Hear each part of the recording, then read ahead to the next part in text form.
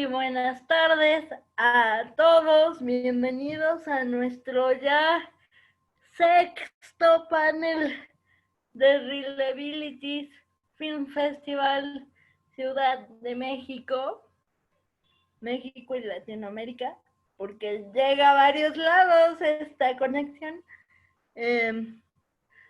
Bienvenidos y pues bueno, hoy en particular yo y el festival también, pero en particular yo estoy de manteles largos porque hoy nuestros panelistas son amigos de toda la vida que quiero y admiro y quiero ser como ellos cuando crezca. Entonces quiero presentarles de verdad con todo el placer del mundo a Taide Buenfil y Jorge Font para hablar de vida plena. Les platico un poquito por qué estos dos personajazos están hablando de vida plena para que los conozcamos un poco mejor.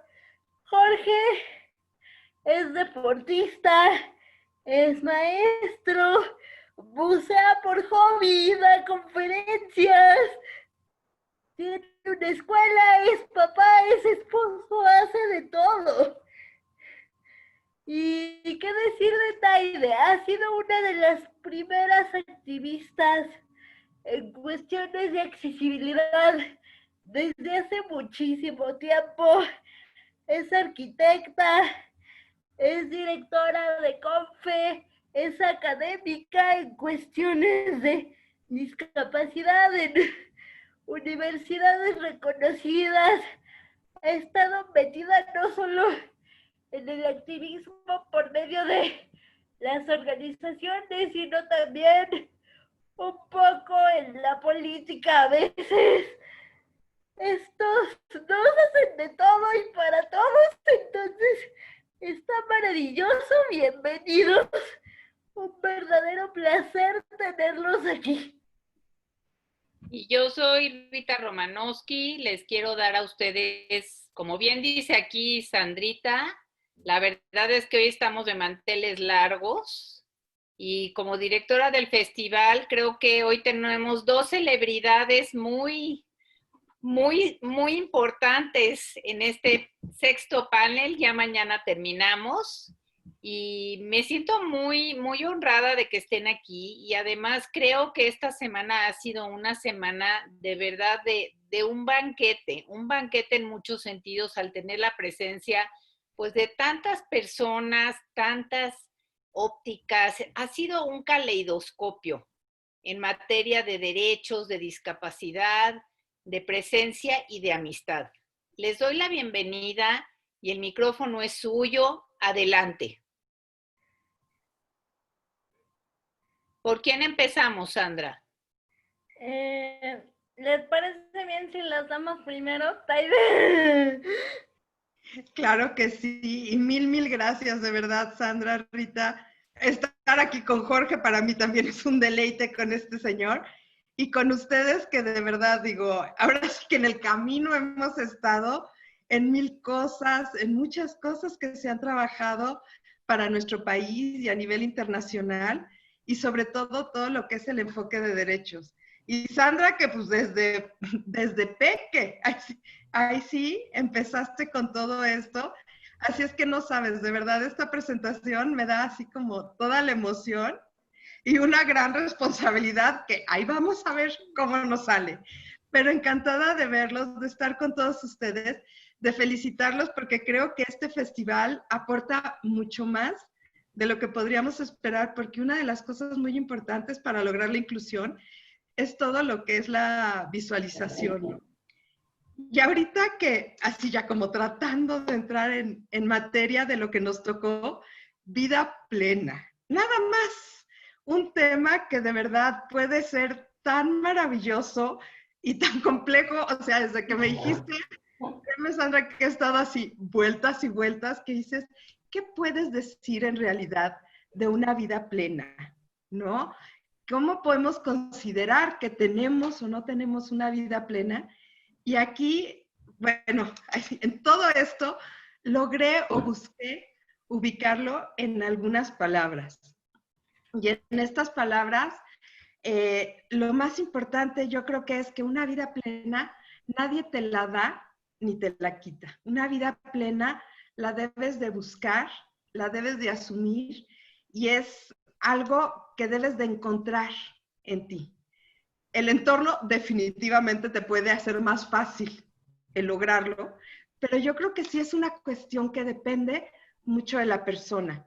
Y yo creo que para lograrlo o para poder ir trabajando, porque no es decir como ya alcancé la vida plena, ¿no? Es cómo vamos logrando una vida plena que va a ir cambiando con las edades, con los gustos, con esta transición que vamos teniendo o este transitar por toda la vida. Entonces, yo creo que una de las palabras más importantes que encontré fue el reconocernos. Y cuando hablo de reconocernos, es a nosotros mismos todas las veces, pero que lo debemos de hacer con bondad hacia nosotros. Porque cuántas veces nos reconocemos, pero como la mensa que no hizo no sé qué, la que no se levantó temprano, la que... Y resulta que esta bondad es cuando nos vemos en nuestras, ahora sí que nuestras virtudes y todo lo bueno que tenemos. Y yo creo que el reconocernos tiene que ser con bondad y con asombro, porque tienen que ser retos diarios. Y este asombro es, hoy logré levantarme temprano. Y no es decir, otra vez ya logré levantarme temprano. Si lo hacemos con bondad y en realidad nos reconocemos en esos momentos, creo que eso nos da como una capacidad de ser nosotros, de ubicarnos como seres valiosos. Y esto, me voy a la siguiente palabra, cuando me reconozco, también creo que debo de tener un aspecto que es asumir mi libertad. Asumir, y aquí va la importancia de lo que sería la autonomía, la responsabilidad en mi libertad, en mi hacer y mi actuar. Pero primero me reconocí, actúo con esta libertad, con esta autonomía que de repente puede ser tan compleja para las personas con discapacidad. Sin embargo, si venimos asumiendo ahora sí que con bondad lo que tenemos y lo que somos, creo que podemos también aceptarlo. De esta libertad, y ahí me encantará que todos platiquemos después, pasamos a la parte que es fluir. Y aquí en fluir es aprender a dar, a recibir, a pedir, porque hasta pedir es difícil de repente, ¿no? Decir necesito esto, pero todos necesitamos. Entonces, ¿cómo vamos fluyendo? Y para terminar en esta forma de fluir, es aceptar que nos den, que nosotros demos, es todo este juego que puede estar, disfrutar lo que nos está dando la vida, lo que tenemos, lo que sea, disfrutarlo para poder al final agradecerlo. Y yo creo que agradecer es una palabra, bueno, fundamental. Y el hecho de agradecer es que estamos aceptando lo bueno, lo malo, lo regular, y lo aceptamos de una manera, regreso, con bondad y con cariño hacia nosotros. Y para mí yo creo que este sería un aspecto que puede ayudarnos o en esta búsqueda de una vida plena. Entonces, yo aquí dejaría esta participación para poder platicarla más adelante y regreso. Mil gracias por la invitación, de verdad. Gracias. Jorge, cuéntanos. Mira, primero, Sandrita, muchas gracias. Y yo creo que parte de la vida plena es lo que haces tú, lo que hace Rita, lo que hace Taide, que es de entrada a hacerme recordar que estoy rodeado de mujeres, ¿no? Y mujeres emprendedoras echadas para adelante y tal. Y parte de lo que va a la vida plena en este planeta es de juntarse con mujeres y con personas como ustedes. Pero en ese sentido, yo ahí, fíjate, Sandrita, me encanta lo que dice Taide y sobre todo una de las cosas que me encanta escucharla es esta parte como de mirarnos con cariño, ¿no? Y mirarnos en plural, incluyendo al que aparece en el espejo, ¿no? Y que me encanta que Taide empiece por ahí. Yo si pudiera presentar pues, alguna especie como de modelo, porque soy muy disperso en mis ideas. Entonces, nada más para no perderme, voy a aprovechar que está Taide y que es arquitecta. Y entonces yo creo que a mí me ha servido este modelo de la casita de la vida, en el sentido de el terreno sobre el que construyes, pues es esta cuestión básica, física, biológica, de cuidar mi cuerpo, de cuidar mi mente, porque si no, lo demás pues se construye sobre arenas movedizas. Creo que es una cosa que además cuando vives con una discapacidad se vuelve muy evidente y no te puedes hacer tarugo porque la vida te lo cobra muy rápido. Luego están como los cimientos, ahí que me vaya corrigiendo la arquitecta, pero los cimientos es esta aceptación fundamental, es este preguntarte todos los días, gracias a quién puedo tener el edificio de mi vida y quién es mis cimientos y quién ha sido mis cimientos. Y creo que va en la línea de lo que decía Taide, de la gratitud por ellos. Luego está la sala, ¿no? Entras a una casa, de entrada está la puerta, ¿no? Y la pregunta de quién entra y quién no entra a tu casa. ¿Qué tan amplia es tu puerta? Es tipo cantina, donde no sabes ni quién entra ni sale. Es tipo bóveda bancaria, donde tienes un control, tienes cadenero afuera, no sé. Luego, la sala para mí es esta parte súper importante de revisar las redes y las personas significativas en mi vida. Y creo que es una parte también, hay salas más grandes, ruidosas, hay salas más chicas donde están personas. Yo no sé, cada quien en su arquitectura tendrá su sala, pero creo que es importante, por lo menos en mi vida, ha sido fundamental en mi vida, las salas donde en la sala se hace algo que suena súper aburrido, pero es que es muy importante, que es tejer. Tejer las redes de amistad, no las redes sociales nada más de Facebook, las redes de verdad que te salvan en la vida. Luego, Sandrita, la cocina. En la cocina se cocina el sentido, el significado de la vida. Es ese lugar en el que hay que aprender a combinar sabores y a veces ingredientes que no son fáciles de digerir y que son medio picantes. Y encontrarle sentido y buscar cuál es mi receta, la mía, no la que me viene de otro lado. Luego está la oficina interior, que ahora con la pandemia todo se ha vuelto oficina, pero esta oficina interior, la oficina de nuestro corazón en la que a mí me ha resultado importante pensar en la oficina como ese lugar donde me planteo metas, donde me planteo objetivos, donde me planteo proyectos. Y creo que es importante en una vida plena tener una oficina interior. Muy importante el cuarto, la recámara, ese lugar como más interior, más íntimo, donde es como la conciencia y mis emociones. Y donde yo ahí es donde te ves en el espejo de ti mismo o de ti misma. Y a mí me parece muy importante en el cuarto de mi vida tener espacios de soledad, de poder sentir y de reconocer mis emociones y ver qué carambas hago con ellas.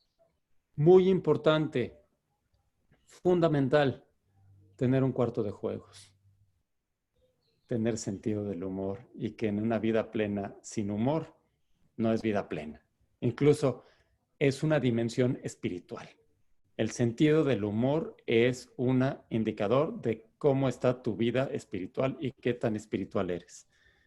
Y una muy importante, el último cuarto de esta metáfora, de esta arquitectura, el garage, el estacionamiento. Ese espacio de salir a buscar otras realidades, personas locas que piensen diferente a ti, ver otras películas de Reelabilities, ver creo que eso es lo que regalan Reelabilities, es un ejemplo de estacionamiento.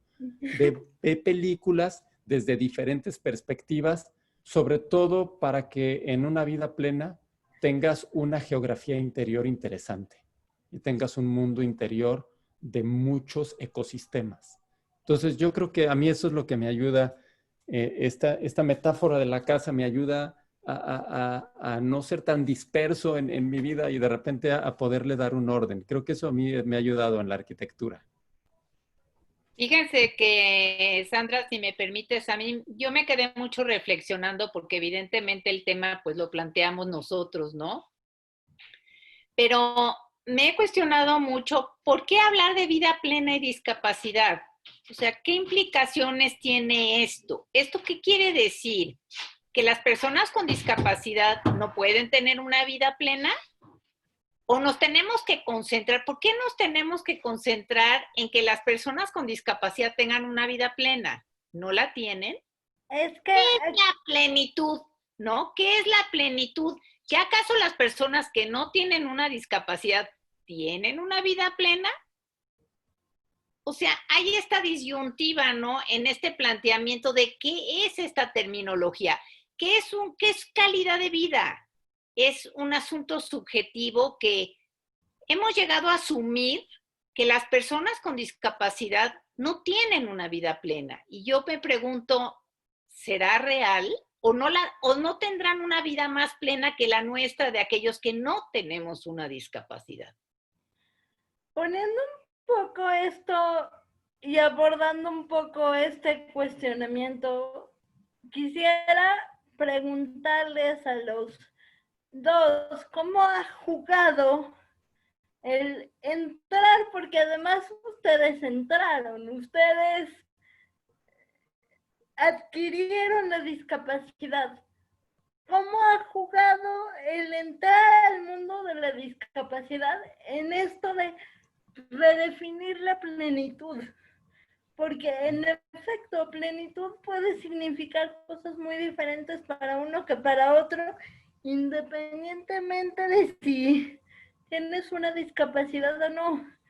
Pero ¿cómo jugó el factor entrar a la discapacidad en encontrar esa nueva definición de plenitud? ¿Vas, arquitecta? Ok, ahí vamos, George.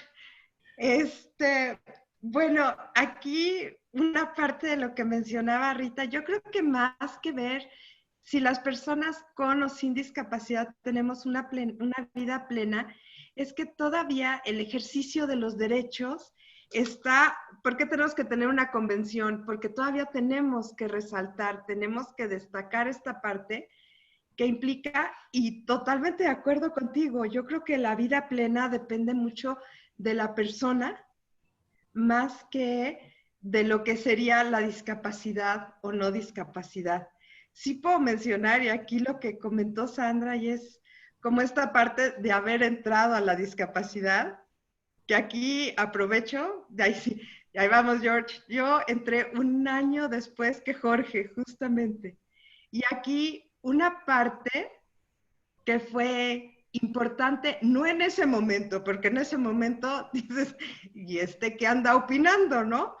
Pero yo estaba en el hospital y de repente sí nos llegó, no conocía a Jorge directamente, ni de antes ni nada, pero es de esas cosas que la familia y Jorge se enteran de mi situación y entonces envían información, su mamá se puso en contacto con mi mamá y creo que esta parte en donde ves esta bondad de repente de otras personas para acercarse, para apoyar en un momento que puede ser tan difícil y en un momento en el que ni siquiera consideras si vas a tener una vida plena, ¿no? En un momento en el que lo que encuentras es, ¿de aquí qué? Esto ya se acabó. O sea, estaba en la carrera y entonces de repente dices, ya la arquitectura, ¿a dónde va a ir? Ni siquiera te daba tiempo como de lograr este pensamiento de hacia dónde, ¿no? Y yo creo que nos pasa a cualquiera, porque una situación muy difícil puede ser el adquirir la discapacidad en algún momento y también es una situación en donde hay muchos problemas, muchas cosas que siempre la discapacidad permanece, se queda. En mi caso, que es motriz, es tangible, es visible, o sea, yo puedo tocar la silla de ruedas, pero también considero que hay muchas situaciones que pueden ser problemas legales, puede haber divorcios muy complejos, puede haber cuestiones de enfermedades que en cierto momento también hacen que las personas tengamos que sacar lo mejor de nosotros y no es directo por la discapacidad. Y en esos momentos yo creo que sientes que la vida muchas veces como que se acaba. ¿Por qué? Porque sí tenías un esquema de hacia dónde iba a ir tu vida y de repente te dicen, espérate, llega hasta aquí y este camino ni lo conozco, ni nunca pensé que existiera, ni sabía que existía muchas veces, ¿no? Entonces, o sea, como que estos impulsos en donde de repente llega una persona que te dice o que trata de empujarte y que dices, ¿quién le avisó, no? O sea, pero creo que esos puntos y estos pequeños empujones que te digo que es en donde creo que el entorno es básico. Si tienes un entorno más sencillo me refiero a familiares que están contigo, amigos, todo esto que es las redes de las que hablaba y justo, que te van como protegiendo y al mismo tiempo impulsando, porque de repente nos quedamos en la protección y esa es otra situación que elimina definitivamente lo que puede ser la vida plena, como podríamos pensarla, ¿no? Cuando protejo tanto a la persona que no la dejo tener esta vida plena, porque yo estoy como cuidándola. Entonces, de la pregunta, Sandra, pues sí creo que fue un momento súper difícil cuando se dio, y después, ahora sí que el tiempo todo lo cura, todo lo transforma, y lo importante es que lo logre transformar, y es con este reconocimiento, con esta aceptación hacia tu nueva condición, encontrar qué es ahora lo que puedes inventar, lo que puedes hacer, y empiezas a descubrir que hay 1000 cosas que se pueden lograr, o empiezas a encontrar, como creo que fue en mi caso, una misión de vida, ¿no? Yo iba para arquitectura, de repente arquitectura se combina con accesibilidad, se combina con libre acceso, se empiezan a hacer una cantidad de cosas que de repente cuando ves y estás en algo que me gusta, y yo creo que eso es lo importante. O sea, que sigas este camino, pero no porque para allá te mandó la vida, sino que le encuentres este gusto, que te asombres de todo lo que tiene para ofrecerte en cada momento. Y pues esa fue así como mi situación, y aprovecho, mi George, para darte las gracias por lo que en su momento no fue así. Fue así de, ¿y esto por qué me escribe este señor? Así. Jorge, A mí me encanta escuchar a Taide porque yo creo que es como esta posibilidad muy padre, Sandra, de verte reflejado en el espejo de otra persona. Y sobre todo, a mí me parece que esto que planteas tú, Rita, es bien importante también en el sentido como de como si vivir con una discapacidad pudiera ser vivir en una plenitud de segunda división, ¿no? O sea, porque que además es un planteamiento y esto de calidad de vida y lo que decías, que se presta a un montón de aristas y de discusiones y a mí me parece eh, que un desafío bien grande, por lo menos que yo he vivido y que he tratado de ir entendiendo, es lo importante de vivir en la vida lo sustantivo y reconocer los adjetivos. Y hay veces que lo sustantivo es lo que importa y los adjetivos son formas de vivir. Y creo que en ese sentido la discapacidad regala formas de vivir.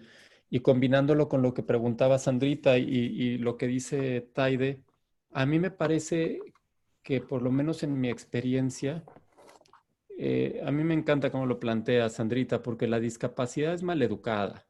La discapacidad no te manda una invitación así de estimado y digno amigo, por su destacada trayectoria, lo invitamos a formar parte del selecto grupo de las personas con discapacidad, nos reservamos el derecho de admisión, pase o ruede usted, ni más, o sea, de golpe y porrazo, cuando te das cuenta ya estás ahí. Igual que en la pandemia, ¿eh? Ninguno nos mandaron invitación y ahí estamos todos. Y entonces, ahí me parece que hay una palabra que por lo menos en México tiene una connotación muy pasiva y muy victimista, que es la resignación. Y a mí me parece que resignación viene de reasignar.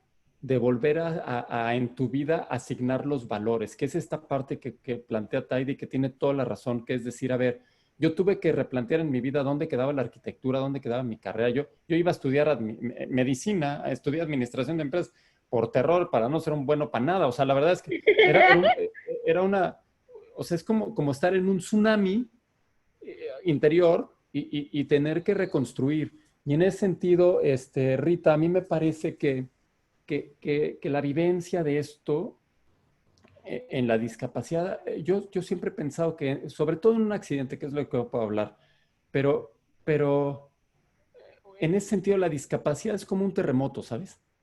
Y los terremotos sirven, son horribles, ¿eh? A mí me chocan y desde después del último de 2017 tengo pánico, pero los terremotos sirven para ver qué estructura es sólida y qué no. Digo, es una metáfora, pero la discapacidad también, entrar a la discapacidad te sirve para preguntarte qué en mi vida sigue siendo valioso y qué de veras es una estructura importante y qué era de oropel y se cayó con el ramalazo. Y ahí a mí me parece que la parte muy importante para poder definir una vida plena y un poco esta vida, a mí si tuviera que poner otra vez un modelo y un paradigma para no perderme en mis ideas de pensamiento lateral, a mí me gusta mucho el modelo antropológico de Viktor Frankl, donde finalmente a nivel de valores, ahí la vida se le puede encontrar sentido a través del amor, del trabajo o del sufrimiento. Es decir, no hay escapatoria para encontrar el sentido. Y una vida plena, incluso frente a situaciones muy adversas, como decía Taide, no tiene que ver con las circunstancias, tiene que ver con la responsabilidad y la libertad de qué hago frente a las circunstancias. A mí por eso me gusta este ejercicio, ¿no? A ver, en la mañana te levantas frente al espejo y te pones ahí, así, sin las mujeres, sin ningún tipo de peinado y pintura, nada, así, los hombres así, con pelos parados, si es que queda pelo, lo que sea. Te pones frente al espejo y es como decir, esto es lo que hay. Y con lo que hay, ¿qué voy a hacer? Porque yo creo que esa es la pregunta, o más, sí, la pregunta y la responsabilidad de la que hablaba Taide frente a las circunstancias. Es, frente a estas circunstancias, ¿qué voy a hacer? Porque a mí que me perdonen, todas las personas tienen circunstancias distintas. Y hay veces que la vida te pregunta de una manera o de otra, o por condiciones económicas, o por condiciones sociales, por condiciones de género. La pregunta individual es, ¿qué voy a hacer frente a eso? Independientemente de lo que dice Taide, que me parece indispensable, que es a nivel social, cómo vamos a hacerle para que todos tengamos oportunidades de desarrollo equitativas. Y es la perspectiva de los derechos. Pero yo creo que eso, en mi experiencia, se parece mucho a la de Taide. Y creo que comparto con Taide esta sensación de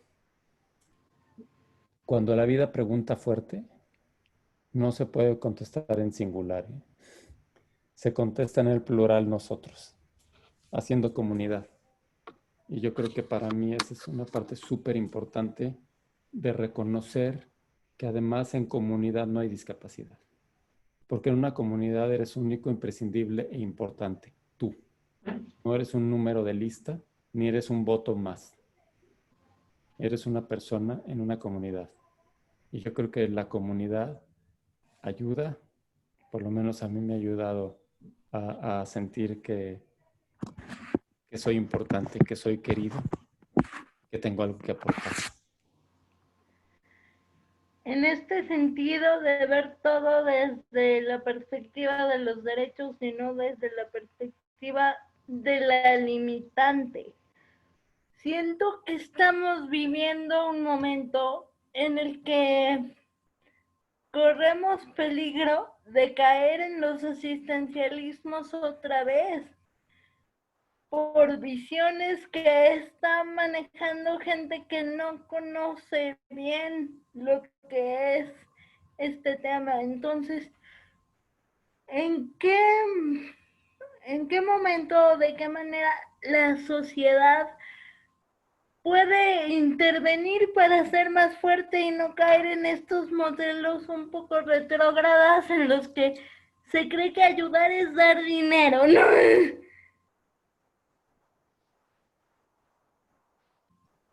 Mis Andriux, ahora sí, ese que se cree que lo económico soluciona las cosas, ¿no? Y de repente hay situaciones que sí creo digo, no que sí creo, que existen, en donde sí un apoyo económico puede hacer una diferencia, mas no es la diferencia. O sea, puede dar para que una persona pueda alimentarse, para que un chavito, específicamente ahorita que hablamos de que yo te doy una beca y con ella vas a desarrollarte.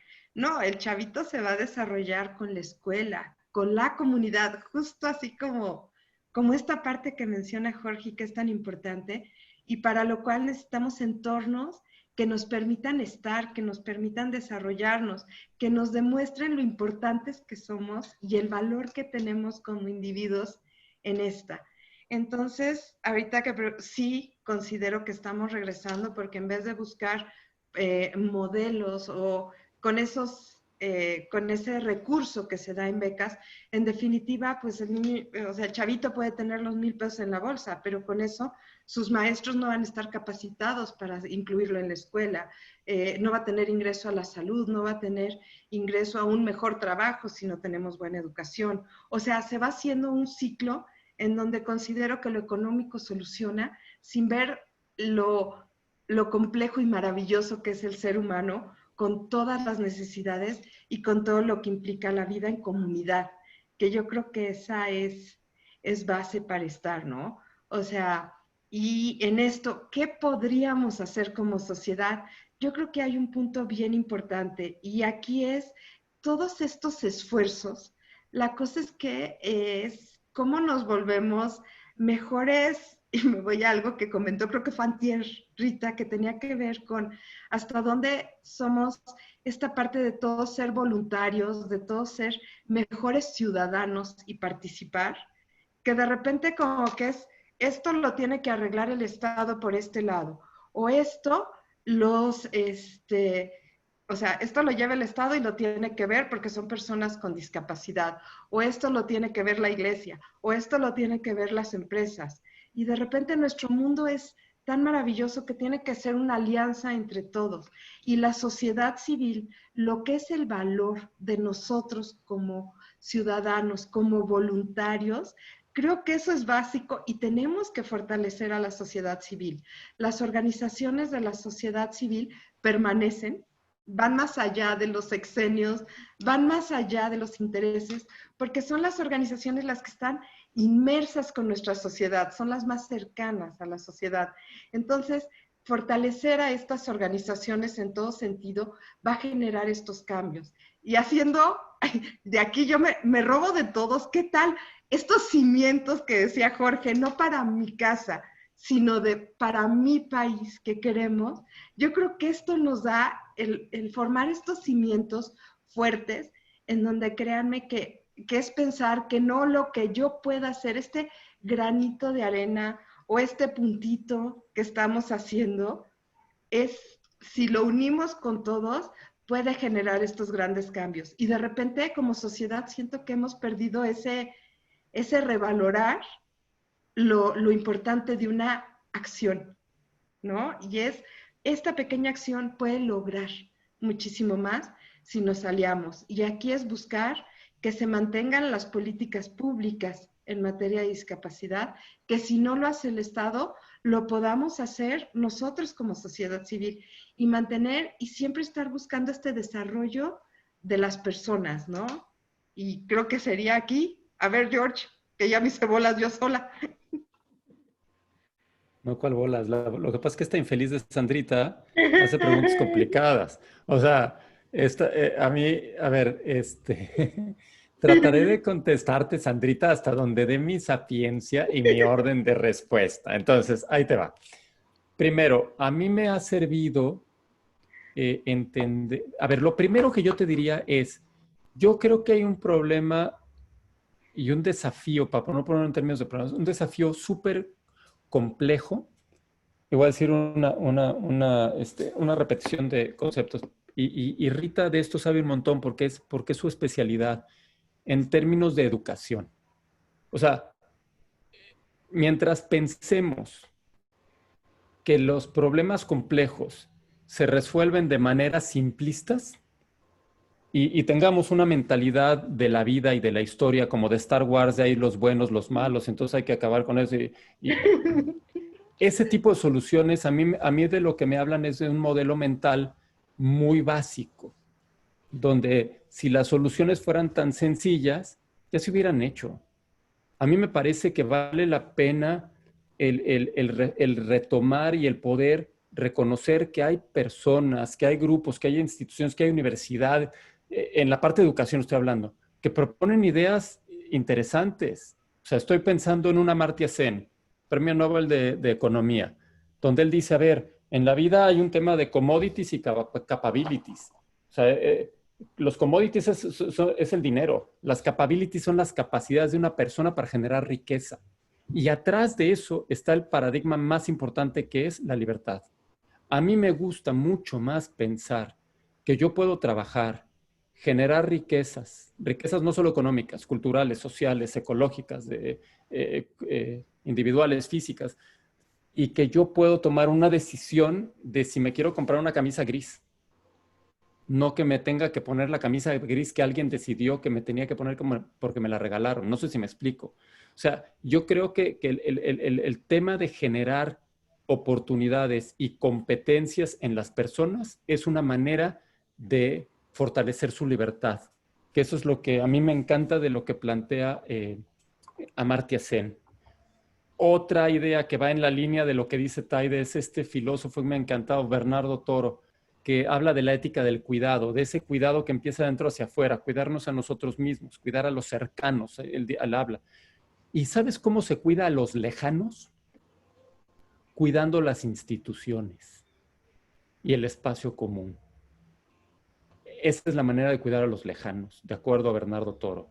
Y lo que quiero decir, y al citar a estas personas es, vale la pena estudiar, vale la pena intentar. Yo estoy en un resumen chafa, porque hasta ahí me da el conocimiento. Yo no he ido a Harvard a conocer a Amartya Sen, ¿no? Pero creo que vale la pena apostarle a esto que es la educación, porque la educación también es súper, y lo voy a decir con esa palabra, súper canija, en el sentido que nos regresa nuestra responsabilidad para no andarle aventando al gobierno nada más todo lo que tiene que hacer. Y lo voy a poner con un ejemplo súper concreto. Sandrita, y aquí a la que viene al caso, me parece, sería, voy a poner de ejemplo una tal Alicia Loza. Cuando hay una chavita que aparece en una familia con una discapacidad, es bien fácil caer en la sobreprotección. Y dicen que la sobreprotección es una manera de abuso, porque es no dejar a una persona desarrollar todo su potencial. Y en ese sentido, Sandrita, tú eres resultado de una mamá que le apostó en su casa al no asistencialismo, a no a la sobreprotección y sí al desarrollo de las capacidades y de las libertades de una persona para que pueda andar haciendo locuras como esta del día de hoy. Y yo creo que ese es un ejemplo súper contundente de cómo desde la casa podemos ayudar a construir paradigmas donde cada uno de los miembros de la casa sea responsable, sea libre, sea dueño de sus potencialidades. Y si eso lo vamos llegando a la comunidad y luego a nivel social, me parece que eso es un poco de lo que, o mucho de lo que planteó Tai desde esta perspectiva de repartiendo dinero, no se reparte riqueza. La riqueza se construye. Reliabilities es un proyecto. Y ustedes, Rita, ahorita puede dar testimonio de la friega.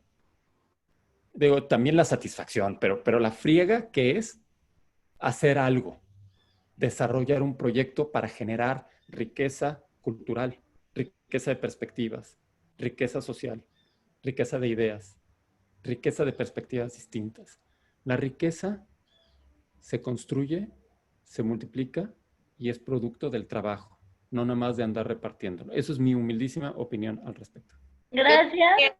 Quiero complementar algo, Sandra, de lo que dijeron Taide y Jorge, si me lo permite mi anfitriona, porque es estricta, ¿eh? Comparto 100% las visiones de ustedes y Jorge, me gustaría añadir un poco a este gran comentario que haces de la casa de Sandra con su mamá Alicia y lo que, como bien dices tú, esta parte de la sobreprotección es un abuso. Yo pienso que quizás aquí está el asunto más complejo en donde el Estado tendría que ser Alicia Loza y todos los demás, en lugar de que respondieran al modelo asistencial, el Estado tendría que apoyar en esta generación de riqueza, una riqueza colectiva que pueden aportar las personas con discapacidad, ¿no? Entonces, podríamos decir, acuérdense que yo estudié matemáticas, ¿no? Que esta parte en un silogismo diríamos que pues entonces el Estado está abusando de las personas con discapacidad porque está cayendo en un modelo sobreprotector. Y eso no es lo que queremos ver. Queremos ver al Estado como Alicia Loza, un Estado que crea y que confíe y que deposite la confianza de esta generación de riqueza en todos estos ciudadanos y en todos estos otros que nos unimos a la causa porque sí creemos en ellos. Eso es lo que yo quería como complementar un poco, que me hiciste mucho reflexionar, Jorge, acerca de este punto, ¿no? El asistencialismo que asume un Estado. Entonces la pregunta es, ¿por qué asume un asistencialismo? Paradigmáticamente hablando, ¿no? Muchas gracias y sí, yo estoy muy consciente de que soy la persona que soy por el entorno que he tenido y particularmente por la mujer que me creó y que me dio la vida. Es una héroe y todos los días se lo digo. Pero también es muy importante, siento, recalcar que dentro de esto de las plenitudes y las normalidades y el concepto, digamos, estándar, para no usar la palabra normal, de vida plena, el concepto estándar de vida plena requiere no solo educación y no solo aceptación, sino también independencia, familia, derechos sexuales, todos estos temas que son un poco un tabú, trabajo, todos estos temas que son un poco un tabú, porque todavía se vive en el cómo vas a poder, cómo vas a vivir estando solo, cómo vas a poder tener pareja, hijos, cómo vas a poder ejercer un trabajo igual que todos, ¿no? Todavía existen todos estos mitos y para tirar estos mitos en equipo me voy a meter un poco hasta la cocina, perdón. Jorge, en tu caso, ¿cómo fue el quiero ser papá y el traer a Pablo y cómo ha sido el formar una familia y el criar a Pablo, que es una persona maravillosa? Y Taide, yo quisiera preguntarte si el ser mujer y el tener este doble estigma por cuestiones de género también dificulta un poco romper ciertos paradigmas sociales y ciertas necesidades tabús, ¿no? ¿Qué quiere empezar?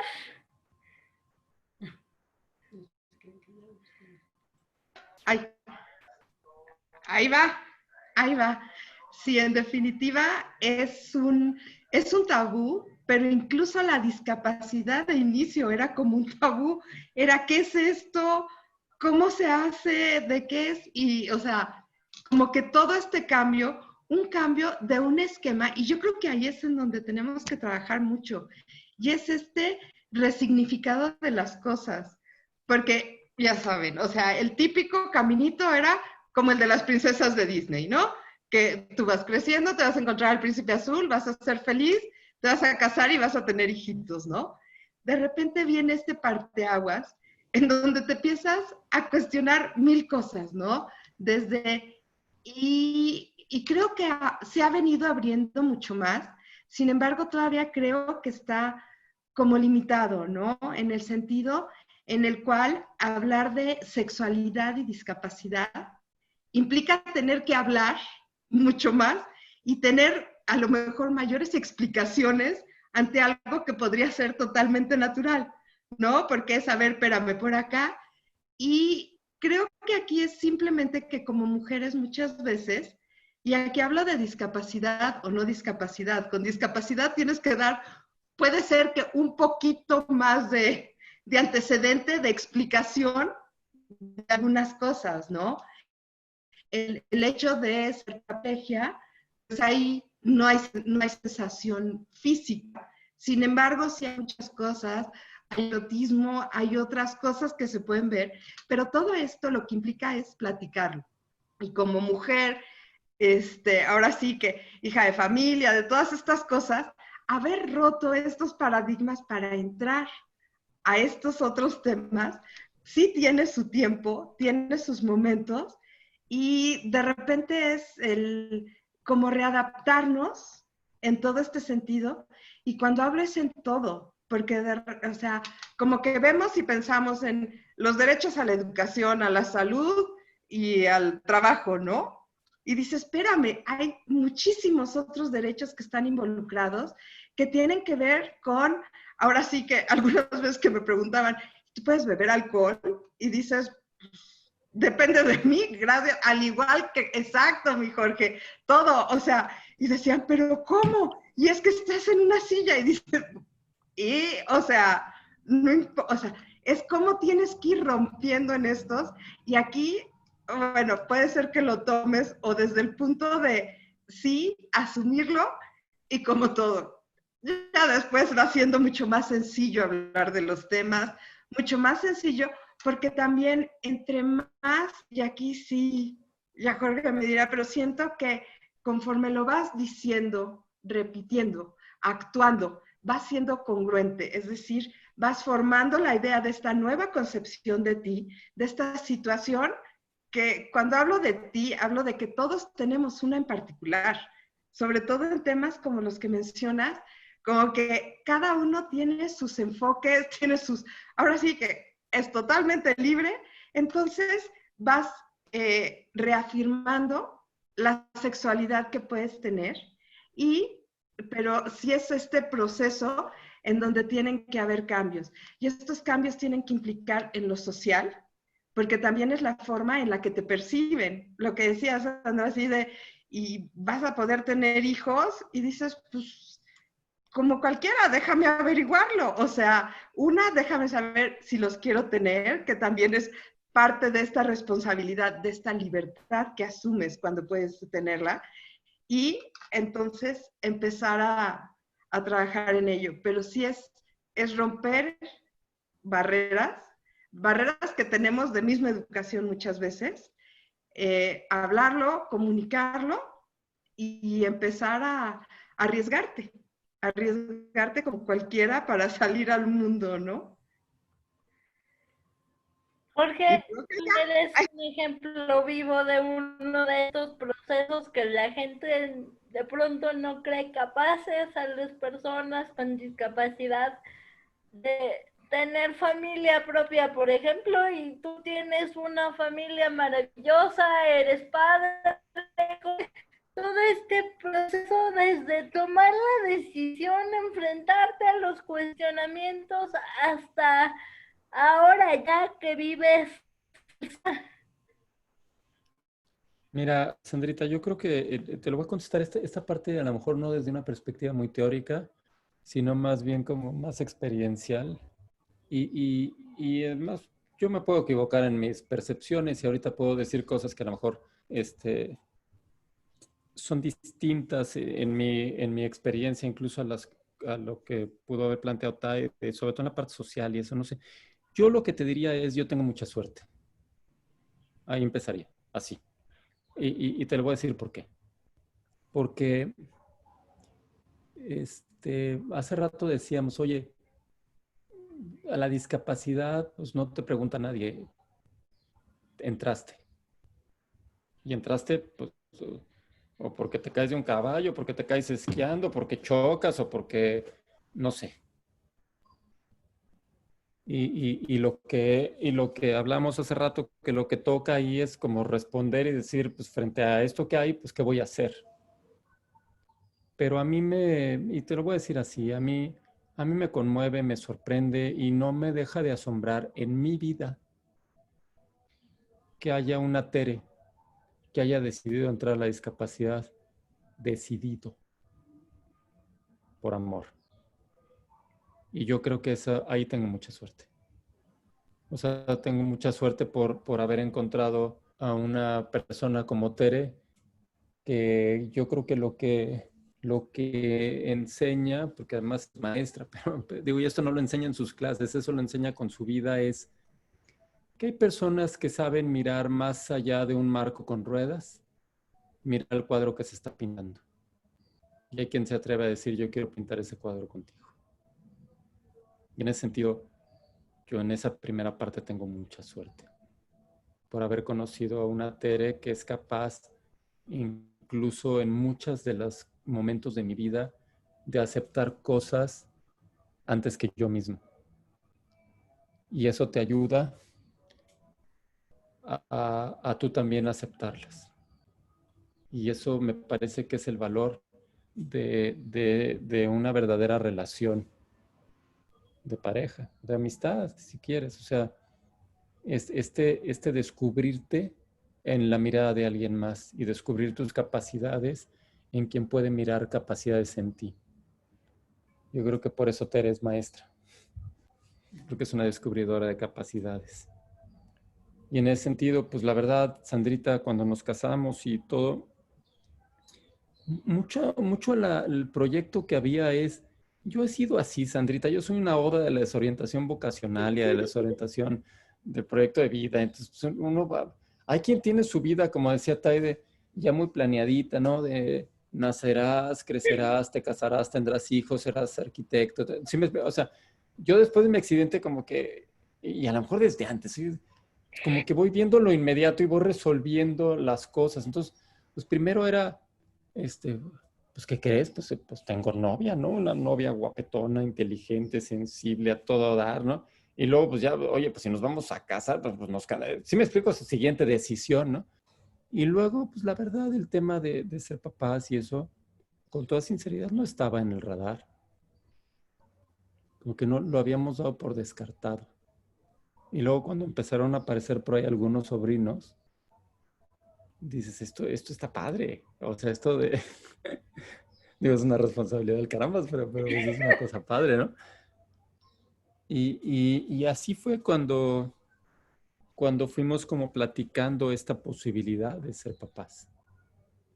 Lo cual es un desafío bien choncho, ¿eh? Porque es un tema, como dice Taide, de poner en el espacio público lo que es muy privado. Hay quien nunca pone esto en un espacio público. Simplemente se embaraza. Y cuando no es así y tienes que ponerlo en algún espacio público, aunque se llame proceso como se llame, pues ya tiene su desafío. Y es un desafío que también viene a cuestionar y a cuestionarte y a tener conversaciones necesarias entre la pareja. Y en ese sentido, creo que ese es una parte de este proceso. Y por supuesto, yo para contestarte de manera elegante y para no meterme en problemas, hay el lema que está en la entrada de los centros de rehabilitación de Teletón dice el amor y ciencia al servicio del ser humano. Pues yo te diría, Pablo, es resultado del amor y la ciencia. Y además, cuando se habla de derechos, esto es bien interesante. Yo cuando hablo de esto, y hablo muy poco porque es un tema delicado para respetar los derechos de Pablo. Porque yo puedo dar mi versión de los hechos, pero tengo que tener súper cuidado del derecho a Pablo a tener una historia propia y a no tener que poner en lo público algo que ninguno de sus compañeros pone. Entonces, en ese sentido, creo que esto que dicen, para mí tiene muchísimas aristas y muchísimos asuntos en el tema de lo público, de lo privado y de esta parte en la que yo coincido con Taide y a mí me encanta la visión de Taide. Por eso me cae también esta, porque es como tú, Sandrita, son como aguerridas, son de esas que, y la Rita, pues la Rita organiza estas cosas, ¿no? O sea, de estas mujeres que salen y quieren cambiar y me parece increíble, ¿no? Cambiar la perspectiva de los demás y cómo nos ven y tal. Y es un equilibrio entre cambiar la perspectiva social de todo y simplemente en mi caso y en esta respuesta de veras lo contesto con toda sinceridad y cariño, ¿dónde es tu vida? ¿Y dónde la vas resolviendo lo mejor que puedes? Sin asumirte activista de nada, ni protagonista de nada, ni ejemplo de nada. Al contrario, yo creo que para mí ser papá es el desafío a la humildad cotidiana, porque todos los días es la pregunta de cómo voy a ser hoy un poco menos bruto como papá y un poco más útil. Y entonces, de verdad, creo, es la respuesta más sincera que yo te podría dar en ese sentido. Me encanta. Quiero invitar a la gente a que si van teniendo preguntas o comentarios para nuestros ponentes maravillosos, las vayan poniendo en nuestro chat para que nuestro moderador del chat, Samuel Romanowski, pueda irlas leyendo. Y a manera de concluir y dar paso precisamente al público, quisiera yo, en esto de ver a la persona y ver a la esencia y no a la limitante y ver quiénes somos, porque independientemente de si la discapacidad llegó o no a sus vidas y cómo ustedes son la prueba de que todo se puede si uno realmente quiere y de que la esencia es lo importante, y yo en lo personal agradezco mucho la historia que compartimos los tres, porque reconozco también que si yo soy la persona que soy es porque hubo gente como ustedes que estaba una generación arriba que me enseñó que sí se puede, que son mis ejemplos, que son mis héroes, que son mis amigos y que me permiten ser la persona loca que soy sin juzgar absolutamente nada, ¿no? Y apoyando y siendo como somos y diciéndonos como nos decimos, sin importar que estemos en un foro aparentemente formal, ¿no? Me encanta porque así hemos sido toda la vida. Entonces, en este sentido de aprender a ver a la persona más allá de sus circunstancias, cualesquiera que éstas sean, ¿qué mensaje le podrían dar a la gente para cultivar esta capacidad de ver a la gente por lo que es y por lo que es capaz de hacer?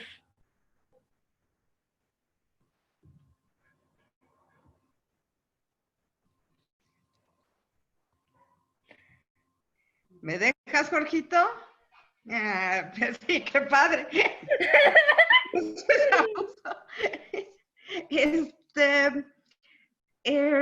Bueno, ¿qué mensaje le daría a las personas? Y yo creo que es, y a lo mejor regreso porque venía muy preparada hoy con con estas palabras que decidí utilizar el día de hoy. Y yo creo que es reconocernos con esta caridad y con esta capacidad de asombro. Y cuando yo me reconozco con lo bueno, con lo malo, pero tengo que voltear a mí primero.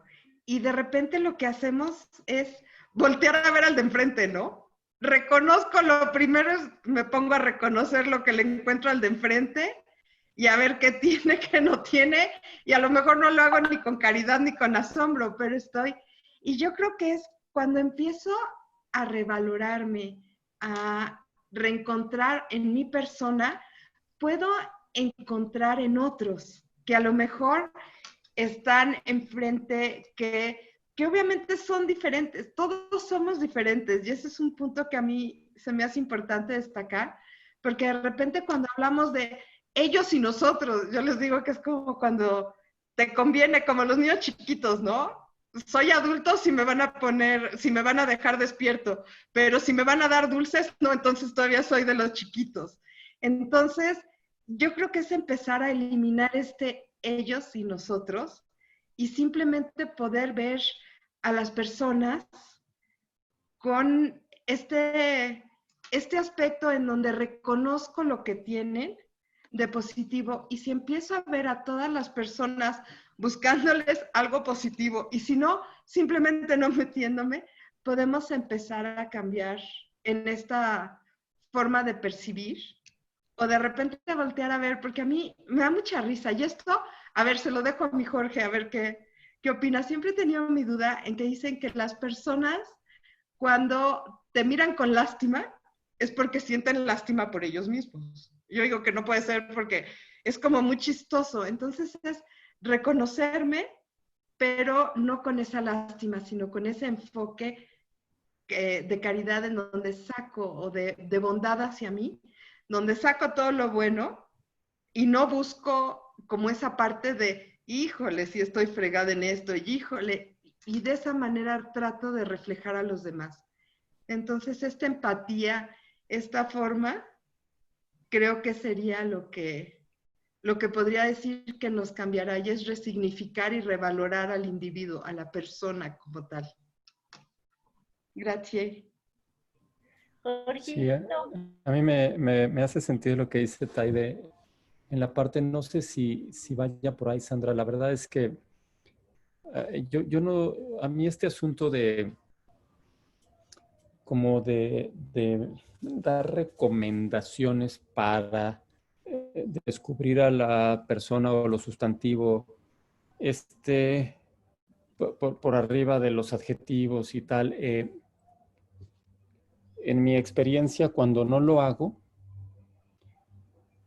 me he dado cuenta que es porque lo que tengo es miedo. Y el miedo, a veces en lugar de decir tengo miedo, lo que hago es construir barreras para protegerme. Y me he dado cuenta que muchas veces los adjetivos son barreras para cuidarme. En ese sentido, creo que ahorita a ver, lo voy a poner con dos ejemplos que no tienen que ver con la discapacidad. El terremoto y la pandemia. Y creo que los dos, el terremoto y la pandemia, lo que nos provocan a todos es una sensación de vulnerabilidad gigantesca. Y claro, no todos lo aceptamos, ¿no? Pero en el caso del terremoto, a mí me sorprende cómo en México hay un terremoto y todo el mundo sale a la calle, ya no hay códigos postales, ya no hay ya no hay diferencias, no hay barreras, no hay adjetivos y estamos todos ahí rascando piedras. Después de un rato se empiezan a ver las diferencias porque el terremoto no todos los afecta igual que la pandemia, ¿no? Pero lo que quiero decir es que yo creo que en mi experiencia, Sandrita, creo que la sensación de vulnerabilidad a veces tiene utilidad. Serrat dice, puede que a ti te guste o puede que no, pero el caso es que tenemos mucho en común. Bajo un mismo cielo más o menos azul, compartimos el aire y adoramos el sol. Los dos tenemos el mismo miedo a morir. idéntica fragilidad, un corazón, 2 ojos y un sexo similar y los mismos deseos de amar y de que alguien nos ame a su vez. A mí me parece que la vulnerabilidad, la fragilidad, las discapacidades muchas veces son los imanes más poderosos que nos vinculan con las personas. Y te voy a decir cómo lo creo. Tus amigos, tus amigas, las gentes que te quieren, conocen tus sombras, conocen tus vulnerabilidades. En muchas otras esferas de tu vida a veces estás con una máscara rogándole a Dios que no se den cuenta. Y yo creo que las personas que conocen tus sombras son las que de verdad te quieren. Y voy a poner otro ejemplo. Fíjate, dicen que el humor y el amor tienen el mismo origen, la imperfección. Tú no te puedes reír de algo, ni de ti mismo, si eres totalmente perfecto. ¿De qué te ríes? De tus imperfecciones. Con tus amigos, ¿de qué te ríes de ti mismo y que les contagias? De lo idiota que eres.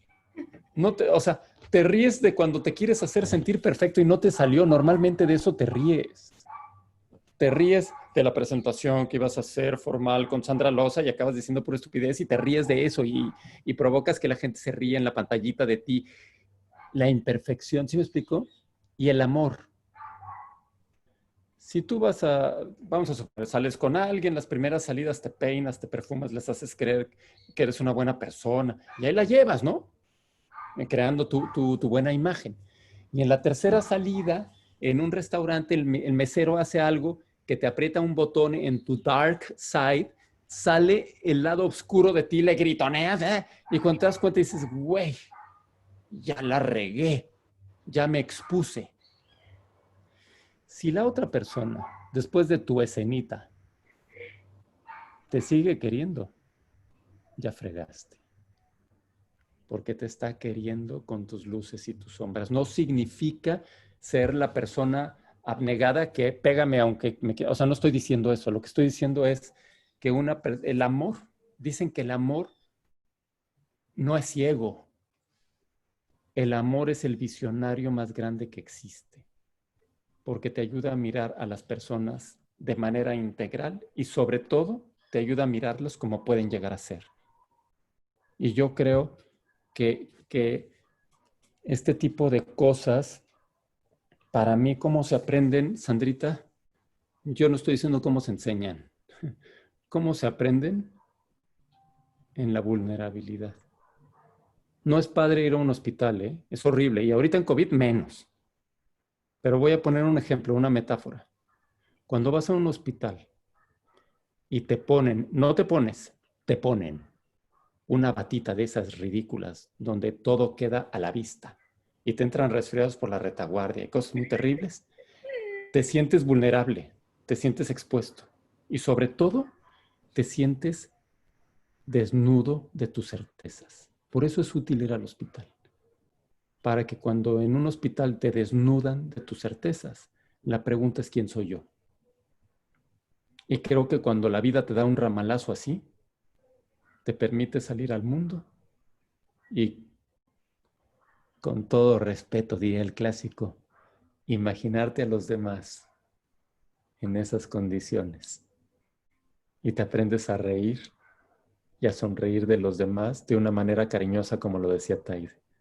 Pero yo estoy de acuerdísimo con Taide. Es porque empiezas por mirarte a ti en esas condiciones y reconocerte vulnerable, frágil, imperfecto.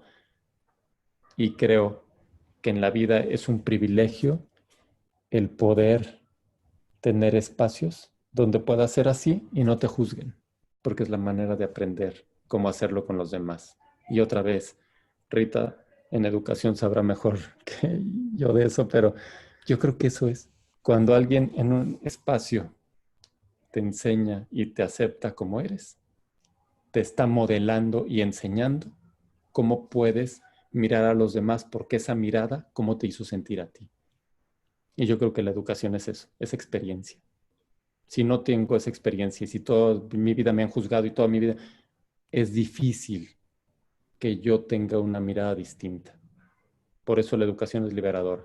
Por eso la educación cambia. Yo eso es lo que creo de esto.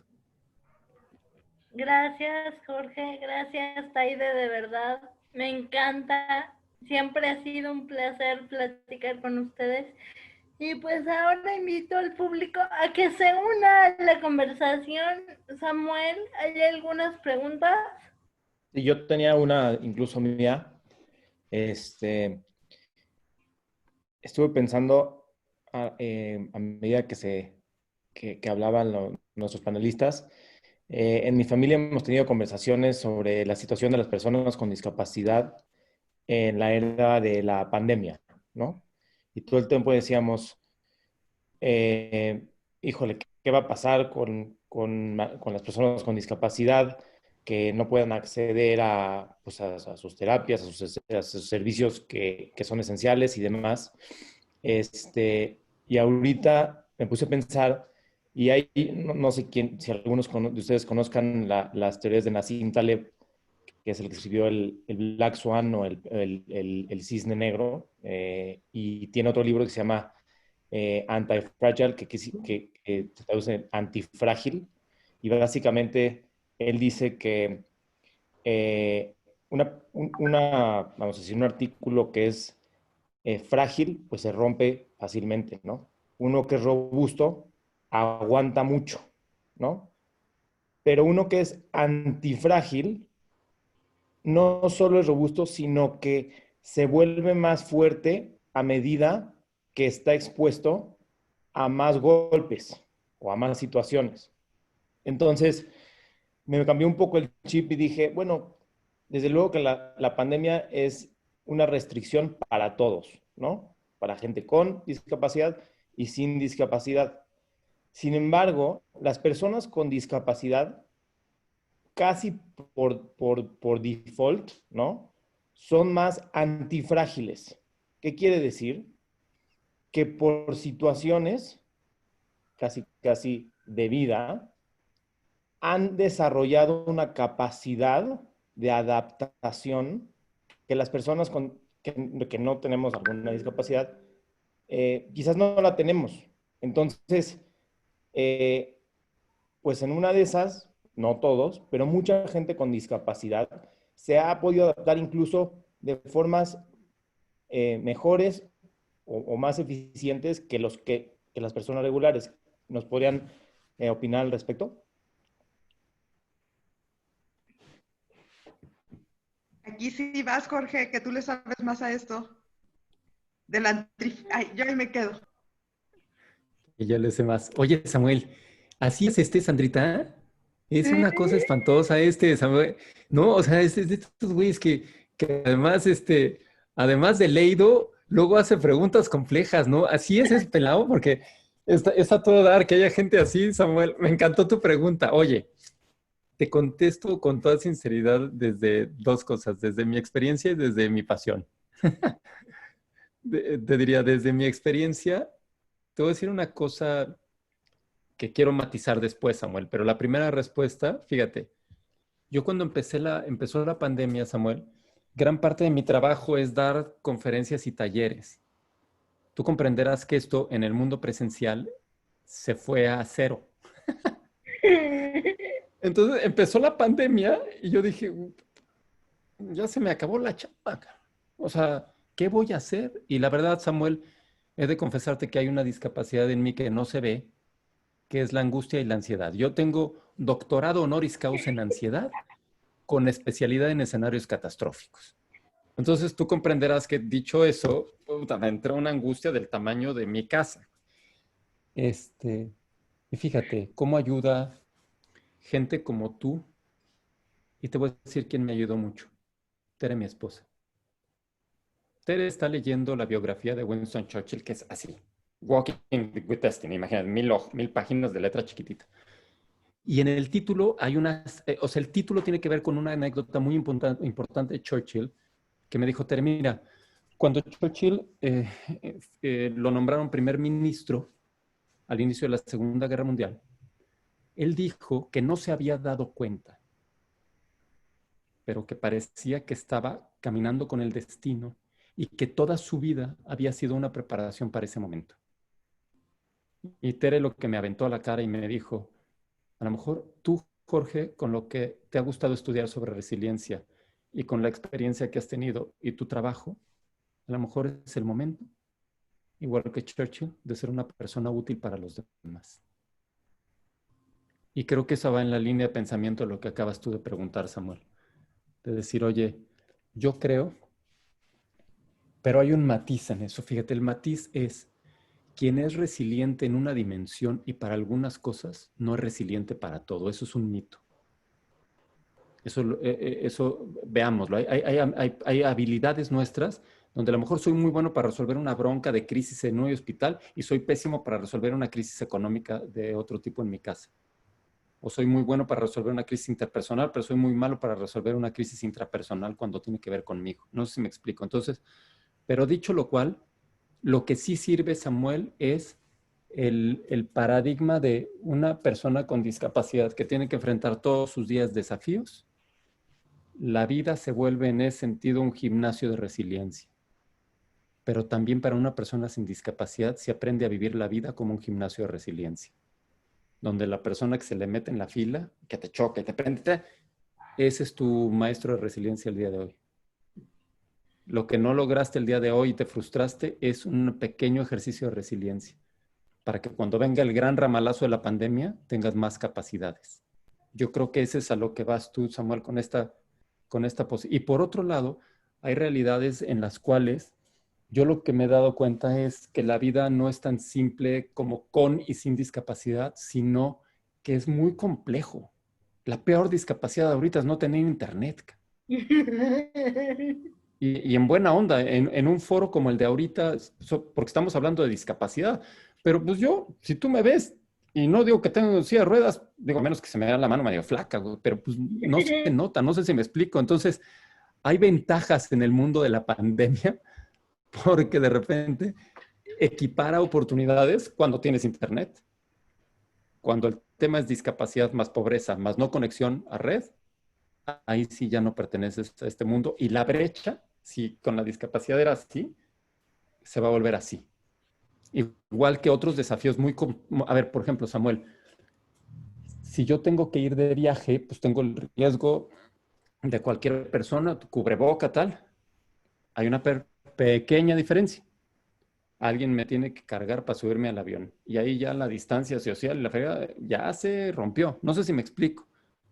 La silla de ruedas también tiene posibilidades de contacto con otras. Y entonces, tiene sus pequeños matices estos riesgos, pero creo que el planteamiento que haces tú a mí me hace mucho sentido en la parte de poder decir, tal vez hay personas hoy a las cuales estamos volteando a mirar que antes de la pandemia no.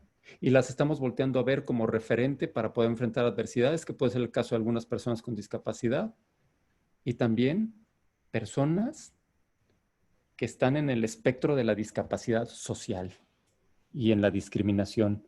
Y antes el que barría no lo veíamos y hoy es imprescindible, ¿eh? Hoy es esencial y ese no ha dejado de ser esencial.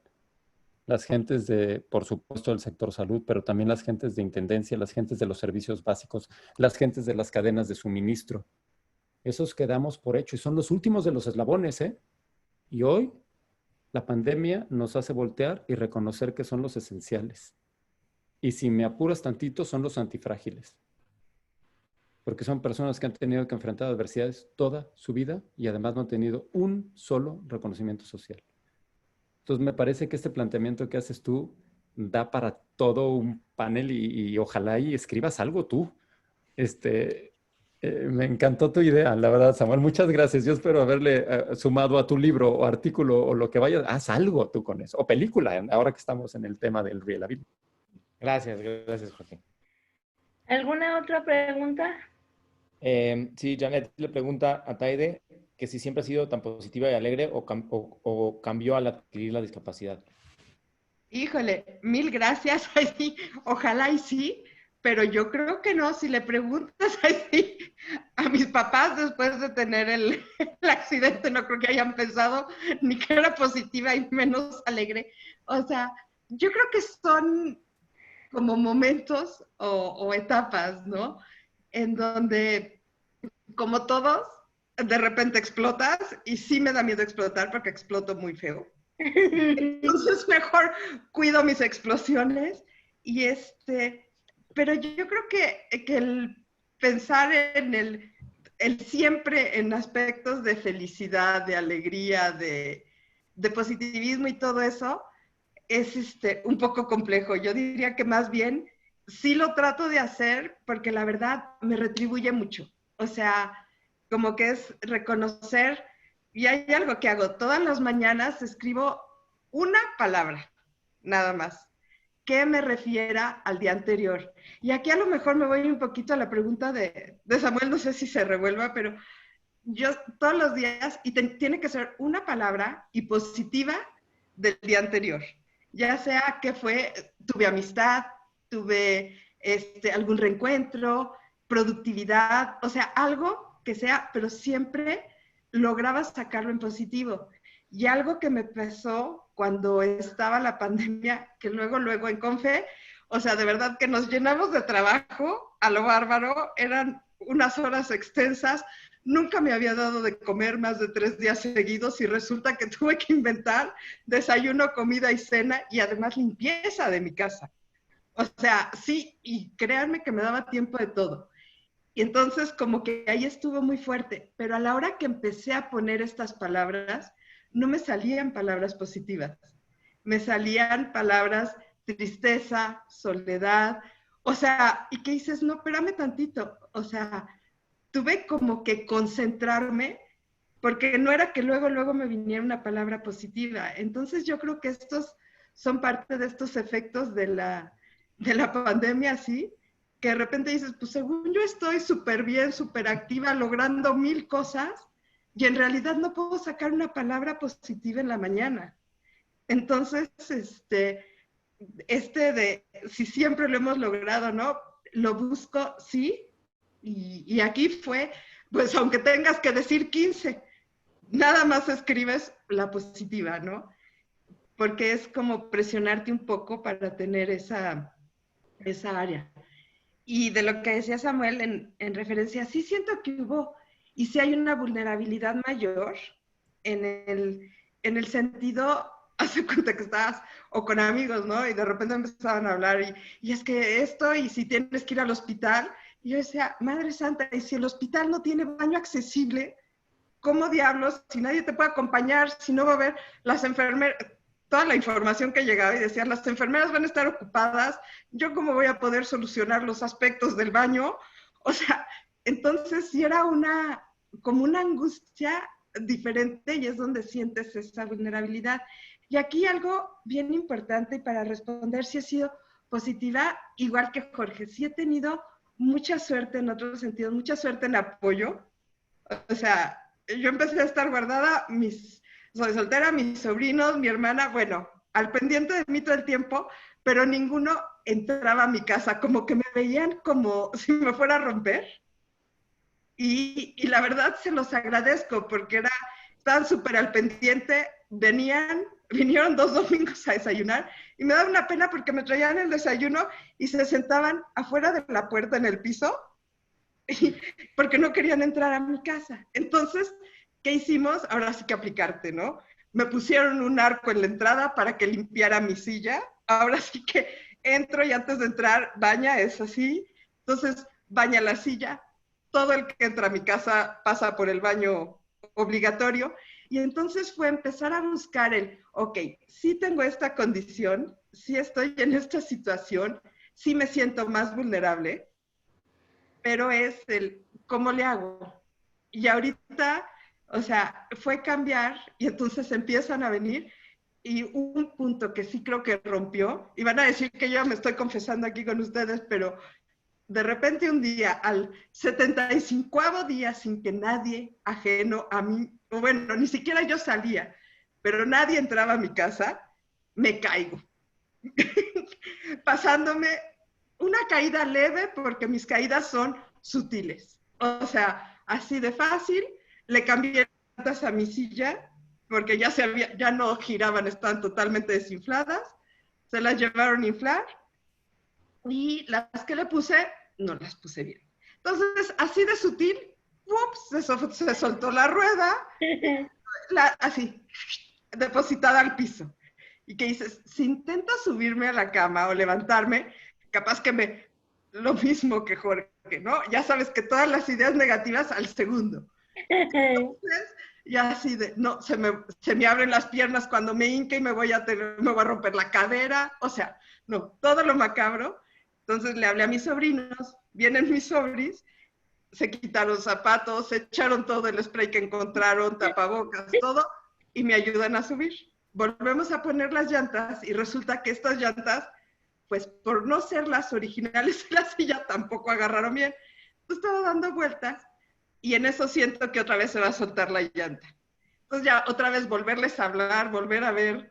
Entonces le hablé le hablé al conserje, que es un encanto, subió, 0 distancia, 0 tapabocas, 0 sprayazo antes. Él venía aterrado a ayudarme para que no me fuera a volver a caer. Y de repente dices, no pasa nada. O sea, entonces creo que eso me liberó muchísimo toda la angustia que traía, el adecuar el entorno para poder ser parte. Y entonces ahorita sí me siento igual de vulnerable que toda la población y no como algo especial, ¿no? Y esto no es que sea ni más resiliente ni menos, pero es como esas cosas que sí te enfrentan con la vulnerabilidad y si la discapacidad tiene un punto que sí destaca, ¿no? Entonces, bueno, ya hablé mucho, ya les conté, gracias por escucharme. Sammy, ¿alguna otra pregunta de nuestro público? Pues hay varias felicitaciones a Vianey, que es nuestra intérprete. Y gracias por todo, Vianey. Y digo, no sé cómo andamos de tiempo, creo que ya deberíamos estar cerrando, pero pues como tú me digas, Sandra. Si hay alguna que creas que valga la pena compartir para que sea la última, adelante. Ok. Nos pregunta Silvia que qué requerimos para minimizar el impacto de quienes ven la discapacidad como un problema. ¿Cuándo es precisamente esa actitud la que representa el obstáculo? ¿Hablamos de una fortaleza interna? Le pregunta a Jorge.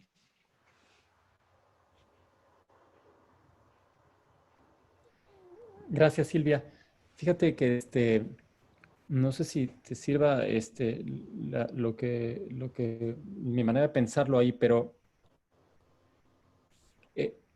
otra vez, aquí sí voy a hablar a lo mejor de una idea, de un concepto que creo que a veces es útil y se llama indagación apreciativa. La indagación apreciativa es una perspectiva de buscar la mejor versión de las personas, de las familias, de las organizaciones y yo creo que de un país a través de las preguntas que nos hacemos. Si yo recojo a mi hijo o hija de la escuela y le pregunto cómo le fue y qué tal padeció la maestra, la que odia, estoy formando a un chavo o chava que va a ser un experto buscador de problemas y de dificultades.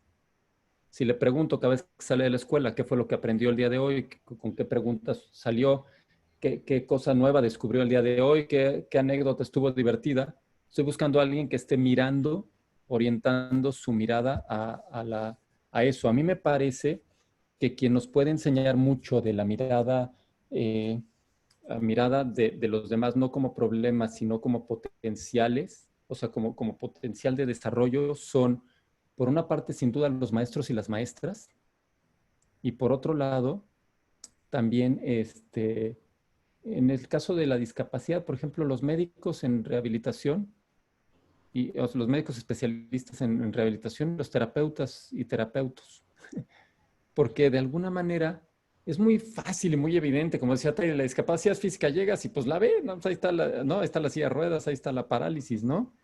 Pero hay toda esta especialidad que ayuda a mirar las capacidades y no solo las dificultades. Entonces, a mí me parece que ahí no solo es con la discapacidad esta mirada, me parece que es cómo aprender a mirar a los demás en sus aspectos luminosos y no solo en la problemática. Si te fijas, por ejemplo, en la psicología, durante muchísimos años, la especialidad fue cómo hacer a la gente menos miserable. O sea, cómo hacer a la gente que estaba mal, pues hacer que estuviera, pues, por lo menos no mal. No sé si me explico. Lo cual generó una evolución gigantesca en la psiquiatría y la psicología. Y ahorita también en los últimos años ha sido esta visión de la psicología positiva, que no es el club de los optimistas, pero sí se han dado cuenta que lo que te ayuda a dejar de estar mal, no necesariamente te ayuda a estar mejor de cómo estás. O sea, desde el punto cero a crecer. Y creo que esa es esta mirada de la que preguntas, Silvia, ¿cómo mirar a los demás? El problema ya es un adjetivo, ¿te fijas? ¿Cómo miro a los demás? Yo alguna vez hicimos en una escuela para padres, no sé si te sirve el ejemplo, Silvia, pero me acuerdo que teníamos una especie era un instrumento pedagógico, era una especie de caña de pescar, donde le colgabas las boletas de evaluación y se las colgabas a un papá atrás o una mamá y decías, ¿tú qué ves? ¿La boleta de evaluación o a tu hijo?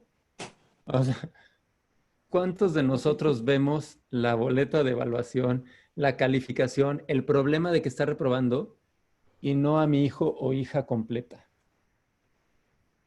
Y creo que a nadie de nosotros nos gusta que nos vean solo como boleta de evaluación, solo como adjetivo. Te pongo una última anécdota de esto para que ya no sea teórico, sino una experiencia, porque luego las experiencias, por lo menos son de storytelling, son más divertidas. En el módulo de alta peligrosidad de Santa Marta, Catitla, una vez que fui, me dice uno de los asistentes, tú dices que vienes aquí a aprender, ¿qué vas a aprender de nosotros? Aquí hay puro secuestrador y homicida. Yo de aquí voy a salir con las patas por delante con la sentencia que tengo. Me acuerdo que éramos muy poquitos, entonces me atravesé el salón, este cuate estaba como agachado, yo ahí apapachando al pelado así, ¿no? Imagínate el pelado, ¿no? El monstruo, le decía. Y dije, mira, yo lo que vengo aquí es hablar con personas. Yo no conozco tu sentencia y si tú no me la dices, para mí no es relevante. Yo vengo a hablar con personas y hasta donde tengo entendido tú eres persona. A mí me encanta y es una visita a la que deberían ir todos los estudiantes de este país, es a las escaleras de la Suprema Corte de Justicia de la Nación a ver el mural de los 7 delitos capitales de Rafael Cauduro, donde hay uno de ellos que se llama Los procesos viciados, donde se ven puros expedientes y en los expedientes se ven figuras de personas. A mí me encanta Rafa Cauduro porque nos invita a mirar personas donde los demás ven sentencias y a darnos cuenta que otra vez detrás está la gente. Y eso yo creo que es lo que a mí me gusta del arte de Rafa Cauduro, de la indagación apreciativa como metodología y de mi amigo el monstruo que me lo enseñó en la cárcel. Yo creo que en mi experiencia esas serían como 3 aristas de esto que dices tú, que es súper importante, Silvia.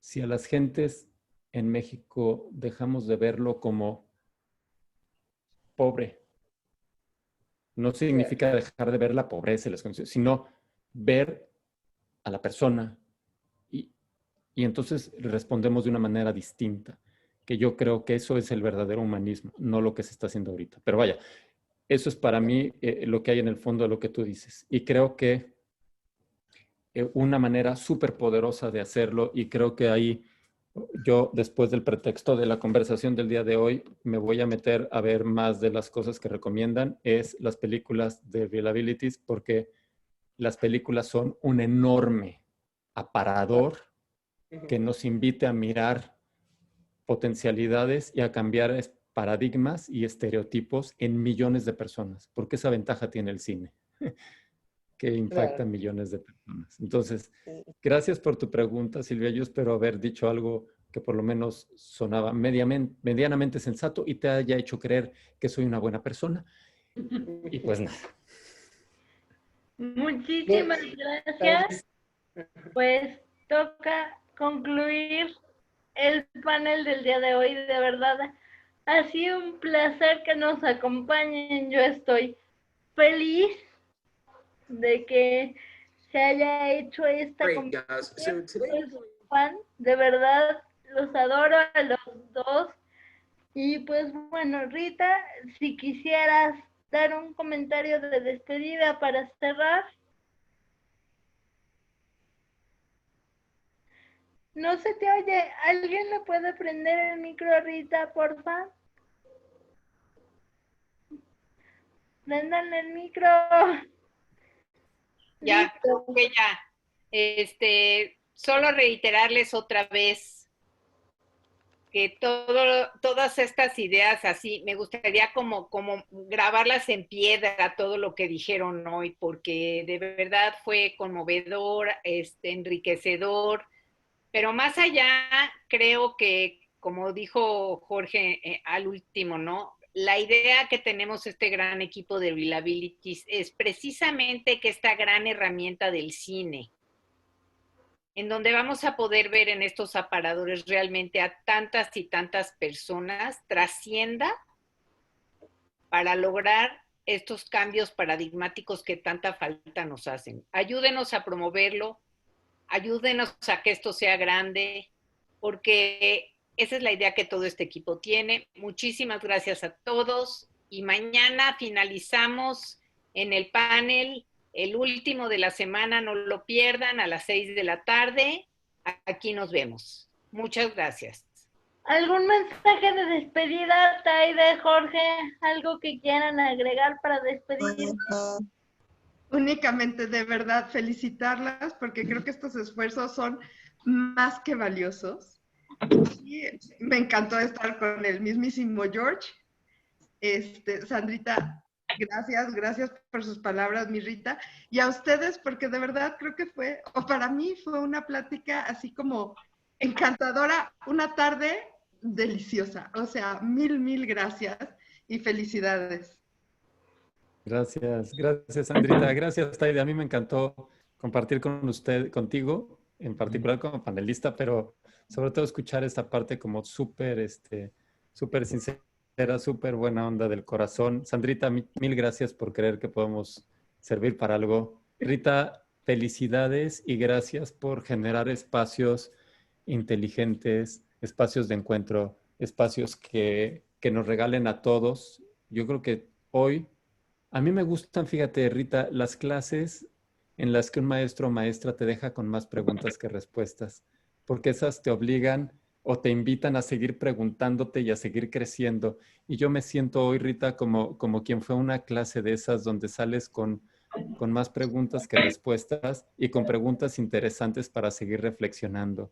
Y además a todos los que se sumaron y a todas las que se sumaron en un sábado en la tarde, echarse un rollo así de Jorge, yo les diría gracias por su permanencia voluntaria y por además los que tienen cámara abierta y por sus sonrisas y hasta de repente carcajadas, creo que hace que nos demos cuenta que los encuentros en línea tienen una cierta dosis de locura muy útil. Y Vianey, gracias por ser mi voz el día de hoy. Muchas gracias a nuestra intérprete, Yanei, y nos vemos mañana para el último panel y la clausura de nuestro festival. Acuérdense que hoy en la madrugada cambia el horario, entonces muy presente para que no tengamos problemas de a qué hora nos conectamos y nos vemos mañana. Jorge, Taide, de verdad, un placer tenerlos. Gracias por aceptarlos, admiro, los adoro. Y me da mucha risa que sigo siendo Sandrita a pesar de tener